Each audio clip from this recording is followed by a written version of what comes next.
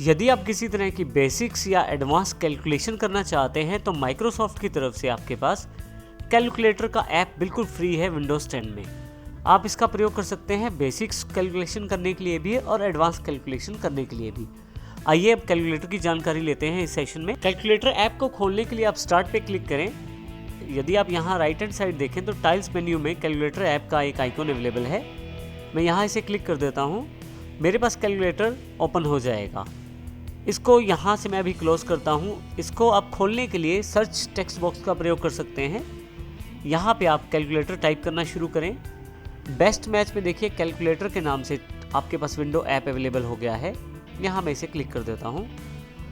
Windows 10 का जो calculator है उसमें आप बेसिक्स कैलकुलेशन के साथ साथ एडवांस कैलकुलेशन भी कर सकते हैं। अभी मैं इसे मैक्सिमाइज़ कर लेता हूँ पहले साइज़ को। आपका कैलकुलेटर पूरी स्क्रीन पे अवेलेबल हो गया है। यदि आप यहाँ देखें लेफ्ट हैंड साइड पे 3 बार्स दी हुई हैं। ये 3 बार्स असल में मेन्यू है कैलकुलेटर को प्रयोग करने के लिए। आप इसको क्लिक कर सकते हैं। आपके पास काफ़ी सारे ऑप्शंस हैं यहाँ पे, अभी हम इनकी जानकारी लेंगे। इसी के साथ यहाँ पे ऊपर की तरफ वो जगह है जहाँ पे कैलकुलेटर में कुछ भी आप टाइप कर सकते हैं। टाइप करने के लिए आप कीबोर्ड, माउस या यदि टच डिवाइस है तो टच पैनल का प्रयोग भी कर सकते हैं। अब जैसे यहाँ मैं कुछ ऐड करना चाहता हूँ, मैं कीबोर्ड से उसे टाइप करता हूँ, प्लस का निशान और दूसरा जो नंबर है उसे टाइप कर देता हूँ। जैसे ही एंटर प्रेस करता हूँ मेरे पास वो टोटल अवेलेबल हो जाता है। आप इन सभी कैलकुलेशन को मेमोरी में भी स्टोर कर सकते हैं। उसके लिए M+ पे क्लिक कर दीजिए। आपके पास ये इन्फॉर्मेशन M+ मेमोरी प्लस में चला जाएगा। इसी तरह से मैं कुछ और ऐड करना चाहता हूँ। यहाँ पे फिर से आंसर प्राप्त कर लेता हूँ इक्वल के साइन पे क्लिक करके और फिर से इसे M+ पे असाइन कर देता हूँ। मैं M+ को मैं क्यों प्रयोग कर रहा हूँ अभी हम इसकी जानकारी लेंगे थोड़ी देर बाद। आप देखें यहाँ पे यदि आप इस सेक्शन को देखें तो बिल्कुल एक स्टैंडर्ड कैलकुलेटर जैसा सेक्शन है जिसमें लेफ्ट साइड कुछ मैथमेटिकल नोटेशंस हैं और ऊपर की तरफ क्लियर और डिलीट करने वाला बटन। यहाँ से आप किसी भी नंबर को करेक्ट कर सकते हैं। जैसे मैं इसको करेक्ट करना चाहता हूँ, जैसे मैं किसी नंबर को टाइप कर लेता हूँ और यदि करेक्ट करना चाहता हूँ तो यहाँ से करेक्ट कर सकता हूँ। इसके अतिरिक्त यहाँ पे सिंबल्स दिए गए हैं मैथमेटिकल ऑपरेशन के लिए, आप इनमें से किसी का भी प्रयोग कर सकते हैं। राइट हैंड साइड पे आपके पास हिस्ट्री और मेमोरी के रूप में 2 ऑप्शन अवेलेबल हैं।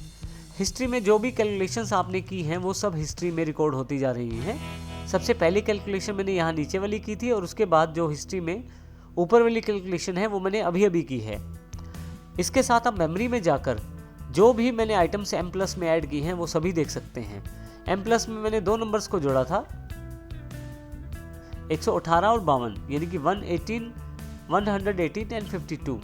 यदि इनको जब मैंने टोटल किया था तो 170 के रूप में मेरे पास आंसर अवेलेबल हो गया था। तो मैं M+ का प्रयोग इस तरह की आइटम्स या रिजल्ट्स को प्लस करने या माइनस करने के लिए भी कर सकता हूँ। माइनस के लिए मुझे M- साइन का प्रयोग करना पड़ेगा। मेमोरी से कुछ चीज़ हटानी है तो डिलीट का बटन यहाँ अवेलेबल है, आप क्लिक कर दें, मेमोरी आपका खाली हो जाएगा यहाँ से। इसी तरह से यदि हिस्ट्री में कुछ डिलीट करना चाहते हैं, यदि आप हिस्ट्री में कुछ डिलीट करना चाहते हैं तो यहाँ डिलीट के बटन पे प्रेस करें, आपके पास यहाँ पे हिस्ट्री में से भी जानकारी डिलीट हो जाएगी। इसी तरह से यदि इस मेन्यू को क्लिक करें जिसकी जानकारी हम अभी ले रहे थे तो आपके पास काफ़ी सारे और भी ऑप्शन हैं कैलकुलेटर में प्रयोग करने के लिए। जैसे कि स्टैंडर्ड से आप साइंटिफिक कैलकुलेटर में बदल सकते हैं अपने कैलकुलेटर को, जिसमें देखिए मैथमेटिकल नोटेशंस काफ़ी सारी आ गई हैं। इस तरह से यदि इसको प्रोग्रामर टाइप कैलकुलेटर बनाना है तो वो भी बना सकता हूँ मैं। नीचे की तरफ कन्वर्टर दिए गए हैं, जैसे कि मैं वॉल्यूम कन्वर्ट करना चाहता हूँ या लेंथ या टेम्परेचर, तो जो भी मैं चाहता हूँ वो क्लिक कर लूँगा। ऊपर की तरफ सेल्सियस, नीचे की तरफ फ़ारेनहाइट है। अब यदि मैं 45 लिख देता हूँ, 45 डिग्री सेल्सियस 113 फ़ारेनहाइट के बराबर होता है, ये जानकारी मेरे पास यहाँ पे अवेलेबल है। इस तरह से यहाँ से मैं अपनी सुविधा अनुसार कुछ भी ऑप्शन ले सकता हूँ कन्वर्टर में। नीचे की तरफ एक गियर बॉक्स दिया गया है, यदि मैं इन पर क्लिक करूं तो मुझे कैलकुलेटर के बारे में अधिक जानकारी दी जाएगी कि कैलकुलेटर जो है माइक्रोसॉफ्ट कॉर्पोरेशन के नाम से रजिस्टर्ड है। तो इसके अतिरिक्त आप चाहें तो फीडबैक भी दे सकते हैं माइक्रोसॉफ्ट को इस प्रोडक्ट के बारे में। मैं यहाँ मेन्यू पे क्लिक करके वापस आ जाता हूँ, फिर से वापस, और फाइनली इसको मैं स्टैंडर्ड कैलकुलेटर में फिर से वापस ले आता हूँ। कैलकुलेटर को आप यहाँ से क्लोज भी कर सकते हैं। मिनिमाइज मैक्सवाइज वाले स्टैंडर्ड विंडो ऑप्शन भी इसके साथ जुड़े हुए हैं और इसी तरह से मिनिमाइज करके आप डेस्कटॉप पे इसके आइकन को रिस्टोर कर सकते हैं। अभी मैं फाइनली इसको क्लोज कर देता हूँ। इस प्रकार हम कैलकुलेटर का यूज़ कर सकते हैं माइक्रोसॉफ्ट विंडोज़ 10 में।